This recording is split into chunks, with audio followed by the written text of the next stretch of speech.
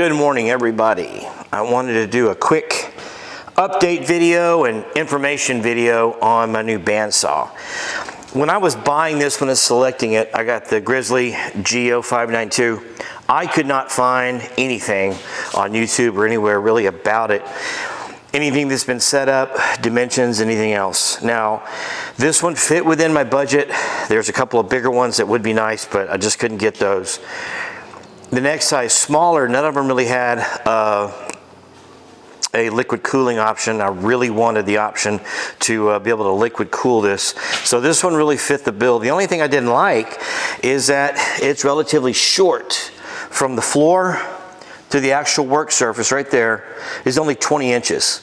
Now, I'm not the tallest guy in the world, but even at that, I really don't want to bend over that often, you know, putting metal, picking up, so forth. So went ahead and got this one with the intention to build something for it. Now, I did not do a build video on it. I don't really think it's necessary, but the details of it, because it's pretty simple, but I did a couple things on it that might be helpful to you. First off, I decided that about 30 inches off the floor would be perfect. So what I got was some 2" by 6" rectangular tubing, and of course, to the name of Big Dog Welding, there are big dogs roaming around. Anyway, got some rec tubing and built it to the size of the feet that go on the bandsaw itself. And then additionally, I cut some caster plates out, and then the casters that I bought have feet as well as wheels.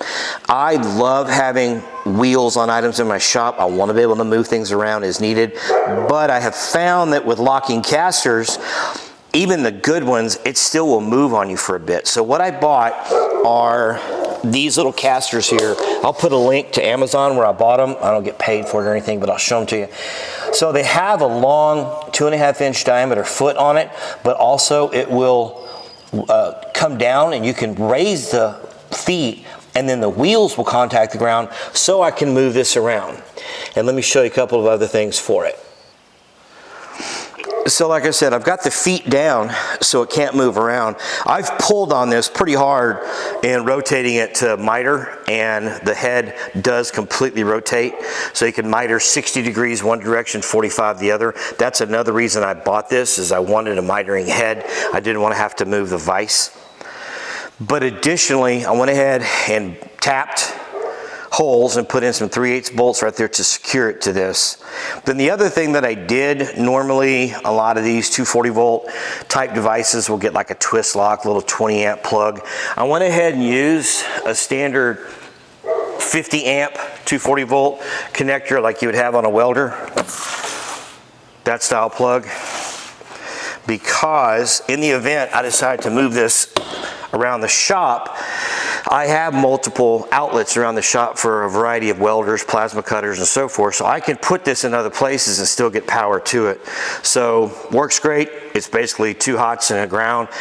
So it's pretty easy to connect. Anyway, that's it. So far, I've made a few cuts with it. I really like it. It's definitely a stout piece of machinery. It is rated to handle up to a 10 by 18 rectangular tube at a 90 cut. I don't think I'm going to be cutting material that big, but never say never. I went ahead and got a 10-foot in-feed and a 6-foot out-feed table to go with it, just to make material handling a little bit easier.